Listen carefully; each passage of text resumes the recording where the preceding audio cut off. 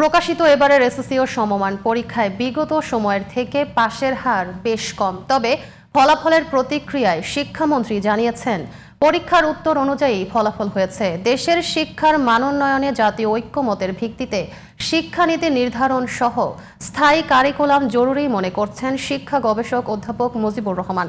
এদিকে এবারের প্রকাশিত ফলাফলে একাদশ শ্রেণীর আসন শূন্য থাকলেও শিক্ষার ব্যবস্থাকে এগিয়ে নিতে সরকারের পাশাপাশি শিক্ষক সমাজকে আরও দক্ষ করে তুলতে হবে বলে মনে করেন ঢাকা কলেজের অধ্যক্ষ AKM ইলিয়াস। রিয়াজ মাহমুদের ক্যামেরায় আরও জানাচ্ছেন ওবায়দুল হক মারুফ। কেসারেন শেকড় থেকে শিখরে।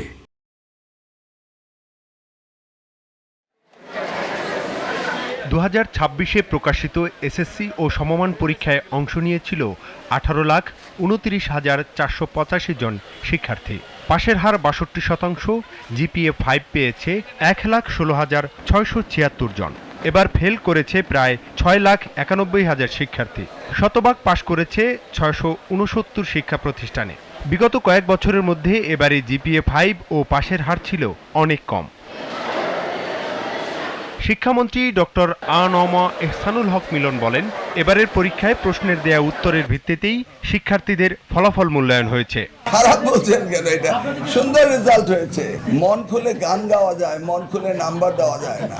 যেই সমস্ত ছাত্রছাত্রীরা তাদের খাতা পুনর্পরীক্ষার জন্য আবেদন করবেন, তাদের সম্পূর্ণ খাতা পুনর্পরীক্ষণ করা হবে এবং কোথাও যদি কোন ভুল ত্রুটি হয়ে থাকে সেগুলি পুনরায় ব্যবস্থা নেওয়া হবে। ঢাকা বিশ্ববিদ্যালয় শিক্ষা ও গবেষণা ইনস্টিটিউশনের অধ্যাপক মুজিবুর রহমান জানান, পাশের হার দিয়ে দেশের শিক্ষা ব্যবস্থার মান নির্ণয় করা যায় না। দরকার স্থায়ী ও যুগোপযোগী শিক্ষা কারিকুলাম নির্ধারণ করা। 10 বছর পড়াশোনা করার পরে শিক্ষার্থীরা ফেল করবে কেন? ফলাফল ভালো হচ্ছে, আবার কখনো আমরা দেখি যে ফলাফল খারাপ হচ্ছে। তো আমরা কোন নীতিতে বলছি যে ভালো হচ্ছে কিংবা খারাপ হচ্ছে? আমাদের মানদণ্ডটা কি? শিক্ষার্থীদের কাছে কি চাই আমরা? শিক্ষার্থীদেরকে পড়াশোনা করে আমরা কি করব? আমরা কি জাতীয় দর্শনটা ঠিক করেছি? আমরা গভর্নমেন্ট উল্টোটা করছে। আগে পাঠ্যপুস্তক ঠিক করে ফেলতেছে, এরপরে বলতেছে এখন কারিকুলাম করবে। শিক্ষানীতির কোনো খবর নাই। শিক্ষা দর্শনটা কোথায়? মানে অর্থাৎ যে অ্যালাইনমেন্টটা, এই অ্যালাইনমেন্টটা আগে করা জরুরি দরকার ছিল। স্বাধীনতার 55 বছর পরে আমাদের দেশে অনেকগুলো নীতিমালা হয়েছে, হ্যাঁ। তো এখন কোনোটাই কিন্তু সাস্টেন করে নাই। পরবর্তী গভর্নমেন্ট এসে বাদ দিয়ে দিছে। কেন বাতিল করলো? কারণ জাতীয় ঐকমত্যের ভিত্তিতে নীতিমালাটা করা হয়নি। এদিকে এবারের পাশের হার কম থাকায় একাদশ শ্রেণীতে থাকবে শূন্য আসন। তবে এটা শিক্ষা ব্যবস্থায় কোনো নেতিবাচক প্রভাব ফেলবে না বলে মনে করেন ঢাকা কলেজের অধ্যক্ষ AKM ইলিয়াস। আসন যেটা আছে সেটা একেবারে পরিপূর্ণ হওয়া জরুরি না।